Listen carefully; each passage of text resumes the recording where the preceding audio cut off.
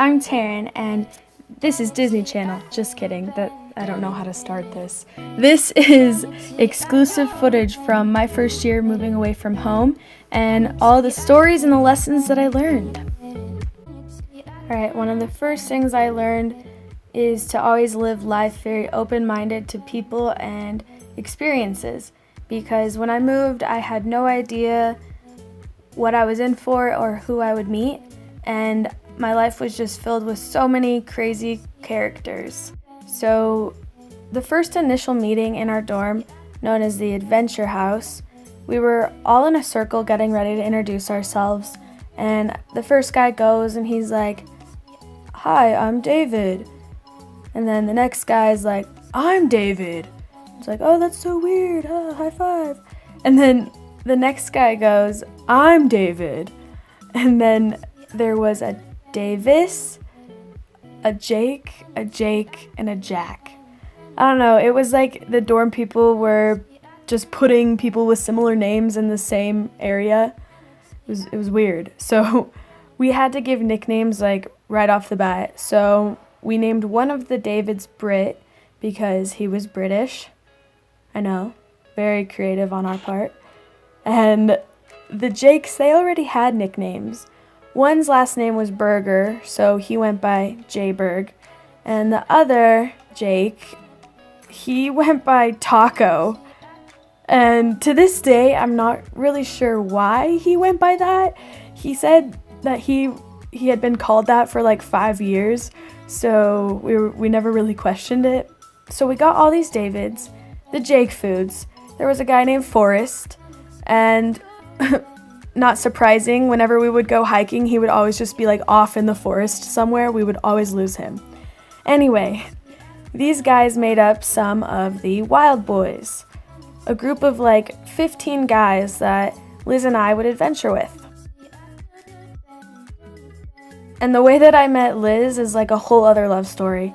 I don't know if I have time for it. So anyway, the Wild Boys, they were, well, wild, hence the name. And we called them that because we would adventure with them and stuff, but whenever we were back at the dorm, they would always be like putting on shows for us, like lip sync battles and like the whitest rap battles you've ever seen, like whiter than Easter picnics white. I stole that joke, but I'm just gonna use it as my own. But the thing is, they weren't the only entertaining ones. In the Adventure House lived about half of the theater department from our school.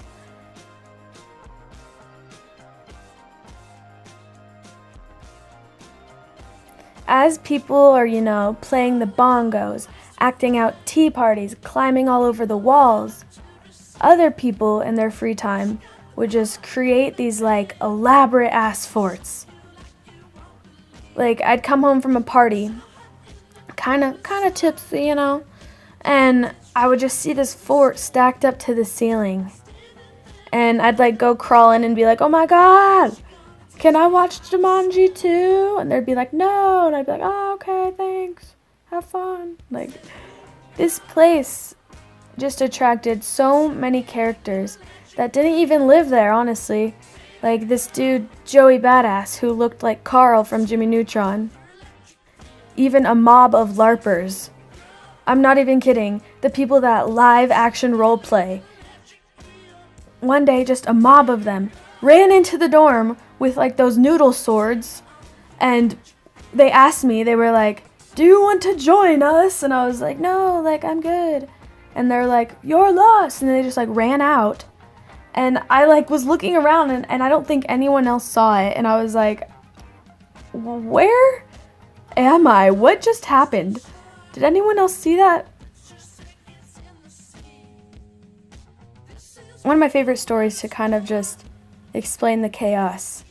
So one time I'm sitting upstairs in this loft area with Taco, and we're just chilling on the meth couch, and we called it that because it had a giant hole in it and it just said meth inside of it. So we're sitting there, and all of a sudden this dude Charles, he runs out of his dorm, and Charles looks like a real life SpongeBob. And You know those like mini sausages that you see in the store and you're like, who the fuck would eat those? Well, Charles would eat those all the time. So now that you know who he is, he runs out of his dorm all the way across the top balcony and is making a scene.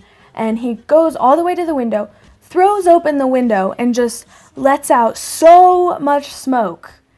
I like violently coughing up smoke, and he just looks at me with like smoke coming out of his nostrils still. And I'm like, oh my God, man, are you okay? And he's just like, I heard if you hold it in, you get higher. And I was like, oh my God, I'm really overwhelmed right now. I need to go into my room. So I go into my room, and my roommates, who I can barely tell apart normally, granted, 2 of them are twins, but they were dressed up and playing ninjas. It seemed like I was living in a reality show. This was on like a Tuesday. One of my biggest lessons that I learned was just having a newfound independence. It was really my spring break trip that I was like, whoa, I'm adulting, like, I made this happen. It was my first trip without my parents. It was like 11 wild boys, Liz and I, and which is a pretty crazy ratio now looking back on it. But we all managed to pitch together and stay in this nice ass condo on the beach in California and made it a really cheap trip. And it just gave me a new sense of adventure and independence. I'm just gonna stop talking about it, how cool it was. You can just tell from this video montage. Okay, I'm gonna cue the video montage.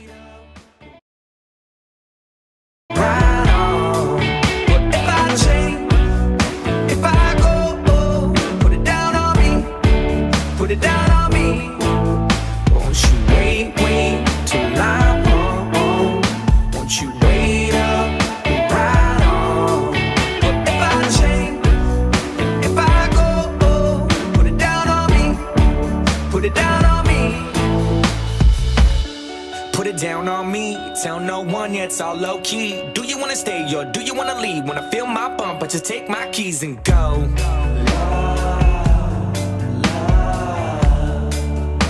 And you know this, right.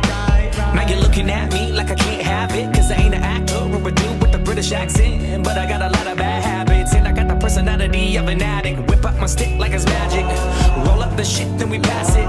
And then we'll wake up in the morning, looking at each other like it never really happened. Would you wait till I'm home? Won't you wait up, right on? But if I change, if I go, put it down on me, put it down on me. Won't you wait till I'm home?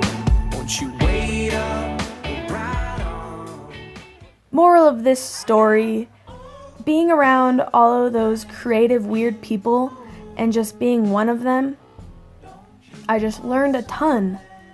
And I learned, not to care about vanity and materialistic things, because we were living in a place that was disgusting. It was falling apart, but it was the people that just brought so much life. And there were no TVs, and so we really just became each other's entertainment.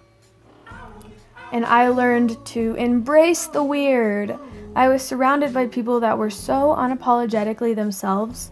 It just really influenced me to be myself and not care, and to just accept people for who they are. After that year, the Adventure House was destroyed. It underwent construction after we moved out, so I'm just super thankful that we were all in that place at the same time. And I think we can all agree it was just a super unique experience.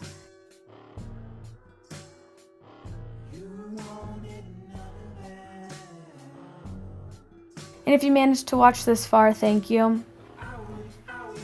This is the first video of Tea Time where I just want to share my stories. Leave a comment if you'd like to hear more dorm stories. I have way too freaking many.